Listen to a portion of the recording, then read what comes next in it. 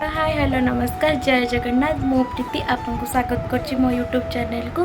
तो आपण मैंने देखिपे मुझे कुआड़े बाहर मुझे बाहर आम गाँ मंदिर को आपण मानक बुले नापी। तो चलतु जा आम गाँ मंदिर बुलिक आसिया। तो चलतु। तो ये हूँ आम गाँ जगन्नाथ मंदिर। तो चलतु जा महाप्रभु दर्शन करनवा। तो चलतु।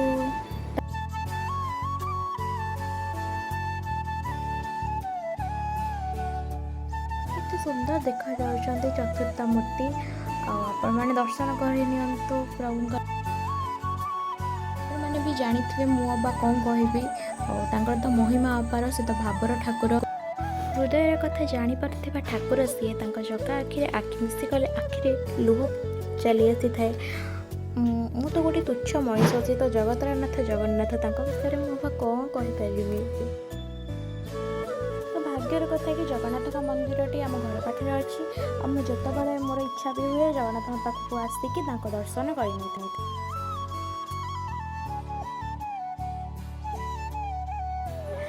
आपण मैंने पूर्व वीडियो देखिथे मो जगन्नाथ पाखर मो प्रथम ब्लॉग स्टार्ट करी। मु आशा करुँच आपण मैंने मो पूर्व वीडियो देखिथे।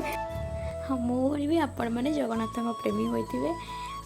चलतु एवं जावा आम माँ पाखक आम ग्राम देवती मंदिर। चलतु जा माँ को दर्शन करना। आपण मैंने देखिपे आम ग्राम देवती मंदिर केते सुंदर देखा जाउची। यह केवल संभव हो पारि आम ग्रामवासी मानक मध्य एकता दृढ़ मनोबल और स्नेह भाव यह सफल हो पारि।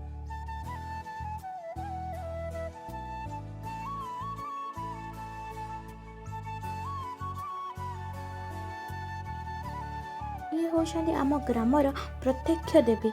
नाम को थरे स्मरण कले न होतिबा कार्य अति सहजरे हो जाए। मांकर अपार करुणा माँ भद्रकाली आम गाँ को पणतकाणी तले घोड़े रखी। आम ग्राम जिते भी दुख आसिले थरे नाम स्मरण कले अनेक दुख कष्ट रोग भल होता है।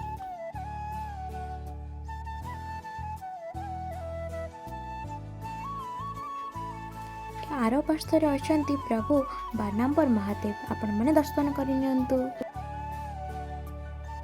पाखरे पूजा पाउछंती श्री विघ्न विनाशक आपण मैंने दर्शन करनियंतु प्रभु को।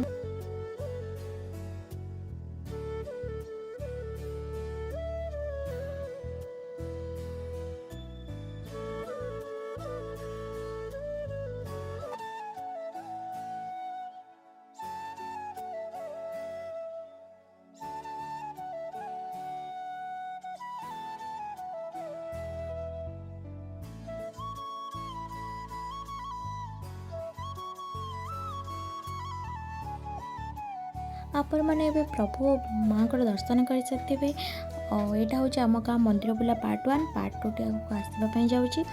आशा करी भिडियोटी आपको बहुत भल लगी। जब भल लगी लाइक शेयर सब्सक्राइब करने जमा भी भूलि। तो रोची नमस्कार जय जगन्नाथ।